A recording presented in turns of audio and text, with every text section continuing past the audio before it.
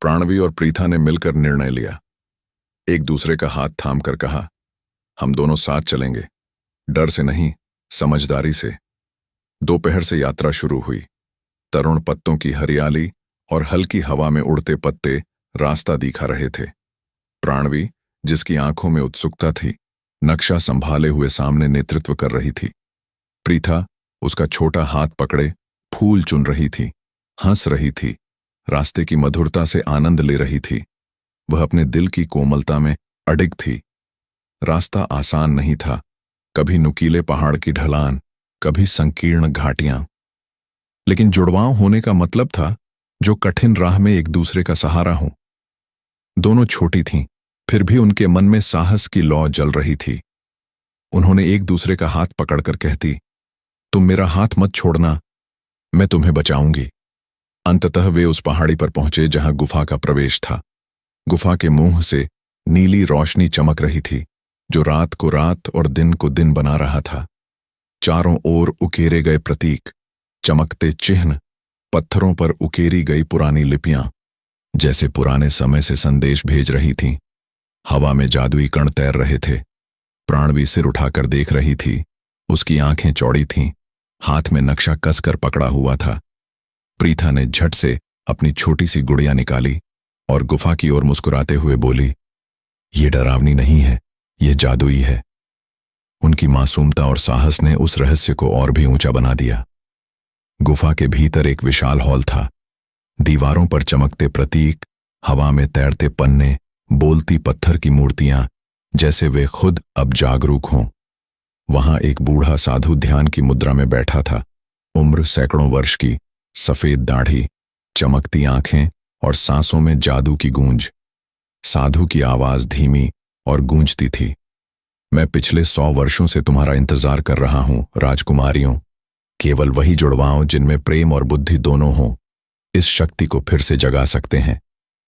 प्राणवी ने कहा, मैं परीक्षा के लिए तैयार हूं। साधु ने एक मंच पर क्रिस्टल प्रकाश भरा। मंच के चारों दिशाओं में जालीदार पहेली, घूमती सिलेंडर और सूझबूझ से भरपूर प्रश्न उभरने लगे। एक पहेली में उलझे हुए प्रतीक, एक पहेली जिसमें घड़ी के पहिए घूमते थे, एक और जिसमें अक्षरों का प्रकाश जाल बदलता रहता था। प्राणवी शांत और केंद्रित रही। उसने गहरी सांस ली, साथ ही विचारों के समुद्र में गोता लगाया। पहेली, जो तेज गति से चलता है पर उसके बिना जीवन स्थिर है।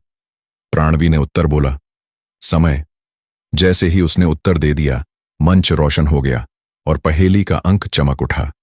साधु ने मुस्कुराते हुए कहा, बुद्धि की परीक्षा तुमने उत्तीर्ण की। प्रीथा की परीक्षा। दिल की सच्चाई उसके सामने एक आश्चर्य का दृश्य था। एक छोटा पक्षी, घायल और कमजोर, पंख टूटे हुआ, गुफा के कोने में पड़ा था।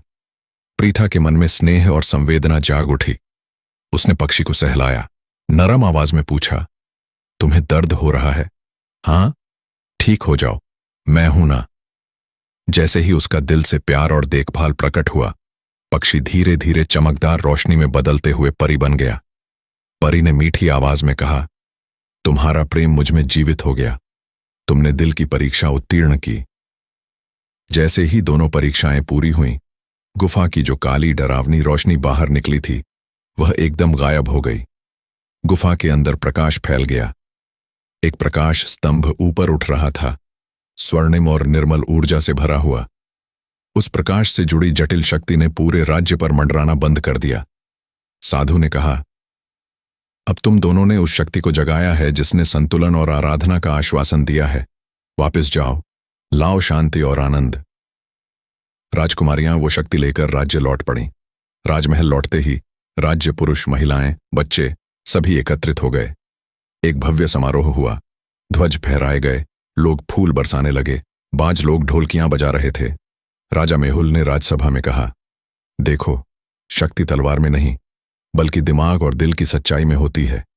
रानी शिवानी ने अपनी हर बेटी को गले लगाया, कहती, तुम दोनों ने सच्चे नायक की तरह राज्य की रक्षा की। प्राणवी को लोग चतुर, लगनशील और साहसी कहने लगे। प्रीथा को लोग प्रेमपूर्ण, करुणामयी और संगीत से जुड़ी हुई नृत्यात्मक आत्मा कहकर सराहने लगे। जिन्होंने सोचा कि लड़कियां केवल गृह कार्य हेतु बनी थीं, वे समझ गए, वो शक्ति जो दिमाग और दिल दोनों में है, वही सबसे अद्भुत होती है। प्राणवी और प्रीथा की जोड़ी आज भी उस छोटे से राज्य में, हर बच्चे के दिल में एक प्रेरणा की तरह जिंदा है,